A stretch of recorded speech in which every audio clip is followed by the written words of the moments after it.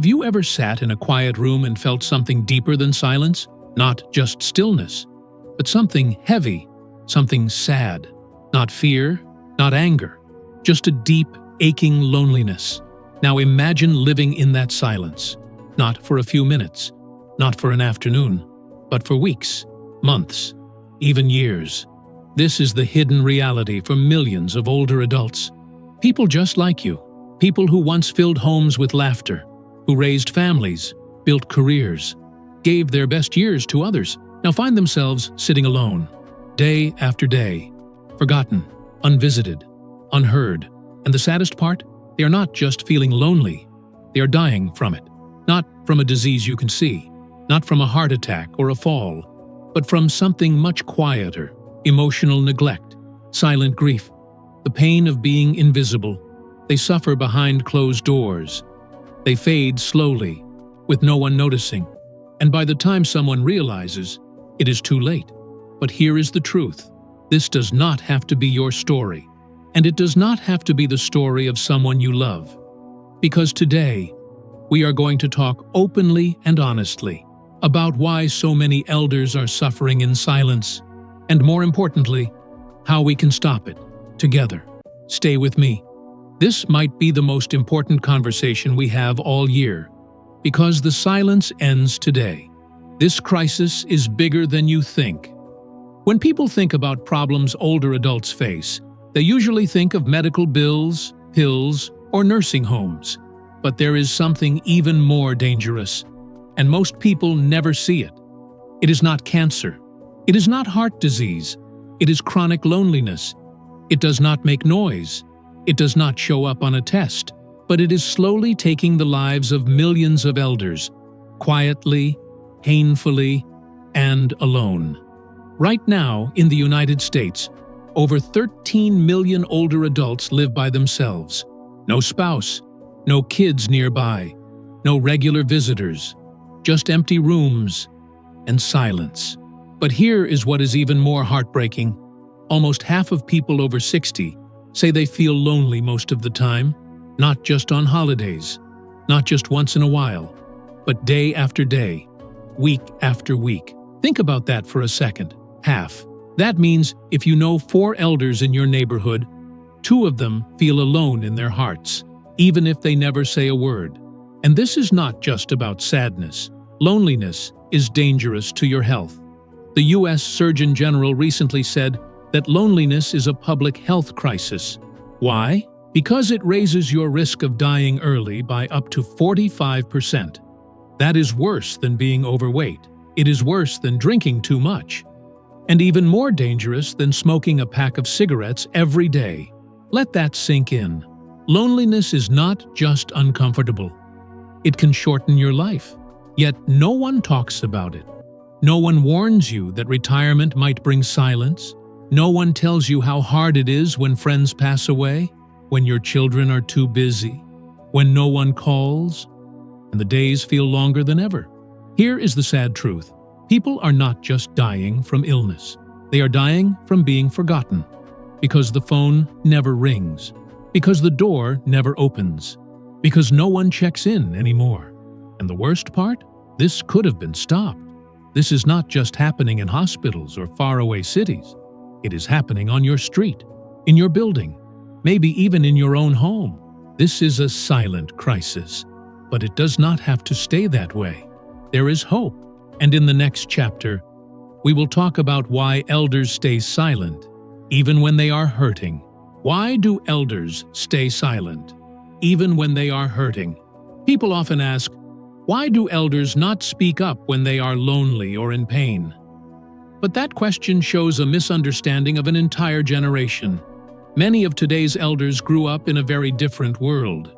They lived through war, hunger, loss, and deep sacrifice. They were taught that real strength means staying quiet, that you handle problems on your own, that asking for help makes you weak. So even when their hearts are breaking, even when they feel forgotten by their families or pushed aside by society, they keep their feelings inside. Why? Because they believe that love means not being a burden, because they do not want to worry their children or friends, because they were taught to smile, nod, and say, "I'm fine," even when they are not. But there is also fear. Many elders are afraid that if they admit they are struggling, they will be seen as weak. People will avoid them. Or worst of all, they will be sent away to a nursing home or somewhere they do not feel safe or loved. So instead of taking that risk, they stay silent. They wait for someone to notice. They hope someone will care enough to ask, but often no one does. And in that silence, their pain grows, not just emotionally, but physically and spiritually too. But here is the truth we all need to understand. Silence does not always mean peace. Sometimes silence is a quiet cry for help that no one hears, and that silence is breaking too many hearts behind closed doors. Life after retirement, when the world gets too quiet. We often think of retirement as a reward, a time to rest, to enjoy freedom, to spend time with loved ones. But for many elders, retirement feels more like a quiet goodbye. One day, you stop working. You stop waking up early for meetings. You stop hearing your name called. You stop being needed. And without warning, everything changes. The phone rings less. Family visits become rare. The house feels bigger and colder. At first, it is peaceful. But soon, the days start blending together. The silence grows, and you begin to wonder, does anyone remember I'm still here? A retired woman once said, "When I was working, I felt important. People asked me for advice. I mattered. Now, I make my coffee in silence and wonder if anyone would notice if I was gone." That is not rest. That is not reward. That is emotional exile. Without purpose, the days feel long. Without people, the spirit begins to dim, and many elders start to feel like they are slowly disappearing from the world around them. We must understand, retirement should not feel like a farewell. It should feel like a new beginning, but that only happens when connection and purpose stay alive. When technology replaced togetherness. The world has changed. Phones are smarter. Screens are everywhere. People share more, but connect less. And for older adults, that change has not always been kind. Grandchildren text instead of visit. Family dinners turn into group chats. Holidays are posted online, but not celebrated together. For someone who did not grow up with this kind of technology, it can feel confusing, frustrating, even painful. They want to be a part of their family's lives. They want to join in the memories, the jokes, the stories, but they often feel left out. It is not because they do not care. It is because they no longer know how to keep up. And so, they pull back. They watch quietly from the outside. They scroll through pictures of smiling faces and wonder why no one came to visit. They are not angry. They are just lonely and wishing someone would slow down long enough to say, "I see you. I miss you. I'm coming over." Because no amount of technology can replace a warm hug, a real visit, or a kind voice on the other end of the phone. What silence really feels like. If you have never experienced deep loneliness, it is hard to understand. Many people think it is just boredom, but it is far more painful than that. Silence feels like being erased while you are still alive. It feels like waking up in the morning and not knowing why you got out of bed.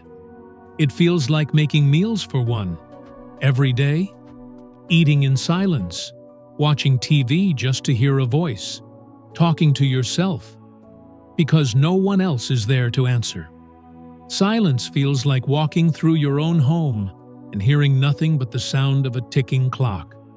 No laughter, no footsteps, no one calling your name. And here is what makes it worse. Over time, you get used to it. You stop hoping. You stop checking your phone. You stop looking out the window for someone to visit, until one day, the person you used to be feels like a memory. That is what loneliness does. It does not shout, it whispers. And if no one listens, it becomes all that you hear. 6 ways to break the silence and save a life. The good news is that it does not take much to change everything. You do not need to be a doctor. You do not need a lot of money. You just need to care and act. Here are 6 simple, powerful ways to make a real difference in someone's life. 1. Make connection a weekly habit. Pick one elder, maybe a parent, a neighbor, or a friend, and connect with them every week. Call, visit, send a card. Make it part of your routine. Not just once a year, every week, without fail. 2. Ask real questions. Go beyond, "How are you?" Ask what they have been thinking about. Ask them to share a memory. Ask them what makes them proud or what keeps them going. Let them feel truly seen and heard. 3. Invite them to be included. Invite them to dinner, to a family trip, to church, to a birthday. Even small invitations make a big difference. They just want to be part of something again. 4. Help them with simple technology. Set up a video call. Teach them how to send a photo or message. Make things easy. Large fonts, simple buttons. You are not teaching them technology. You are teaching them connection. 5. Let them help you ask for advice. Ask them to teach you a skill they know well. Ask them to tell stories about their life. Let them feel useful again, not just taken care of, but valued. 6. Watch for the quiet ones. If someone you know lives alone or seems withdrawn, reach out. Do not wait for them to ask. Because the truth is, the people who need love the most are often the ones who never ask for it. The silence ends with us. If you are watching this right now, you are already doing something important. You are paying attention. And that is where real change begins. This world is moving fast. But what we need most is not more speed. We need more stillness, more listening, more care.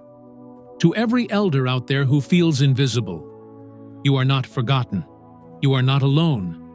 And your story still matters.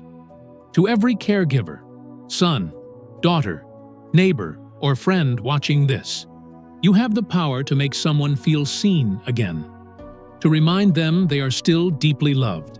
Let us be the generation that listens, that remembers, that shows up, because no one should die in silence. And with one small act of love, you can be the reason someone lives with hope again. If this message touched your heart or reminded you of someone, please take one small step today. Call an elder. Leave a kind message. Knock on their door. And if you believe elders deserve to be heard, respected, and loved, then subscribe to our channel, Wisdom for Elders. We bring you real stories, life advice, and healing conversations that matter.